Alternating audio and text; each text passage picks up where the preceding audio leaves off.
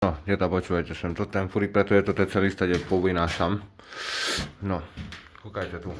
Toto všetko vám zmizne. Hej. No, aby ste sa potom nestažovali, že čo ja tu robím vlastne za tých 50 eur, hej. Poviem vám tak na roviny, to tá práca, to len pre vás ako dáčok, bo rád tu robím, bo mi ponúkali na deň na 90 eur, ale nejdem a to len do malej bary by trebalo chodiť do kempingu. Je tam zváranie. Neišiel som. Presunul som. Vám som slúbil prvýkrát takto. Vidíte? Hnus. No proste padá toto. Všetko vám toto zmizne. Toto dneska budem robiť.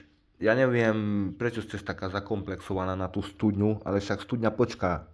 Však do frasa, však tá studňa sa nepoužíva, ale toto tu je miestnosť, ktorá by sa mohla už používať. Však nerozmýšľajme jak deti, však ja som majster, však chcem vám poradiť. Nepočúvajte na tých dementov, čo vám tu robili, lebo to tých by som pozastrieľal. Možno aj to spravím. Potrebujem ešte chvíľku. No.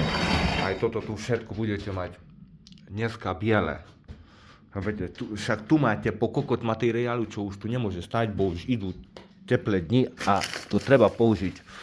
Tak to vám poviem, aby som nemúdroval už veľa, hej. Z nového materiálu vám každý majster v úvodzovkách, hej, spraví. No použiť starý materiál, no to je umenie. A všetko vám toto tu zmizne. Toto akurát tu bude trčať, ale však to je prívod vody, to nevadí. To aj tam je, to sa potom tu môže stiahnuť z toho voda, lebo to tí kokoti, čo tu spravili, no jedno. S tým sa nezaoberáme teraz. Stavte pod dvere až tak, aj plafón budete mať dneska hotový na bielo. Bude biele. Dnes také hnusné, toto tu zatekané pičoviny, toto.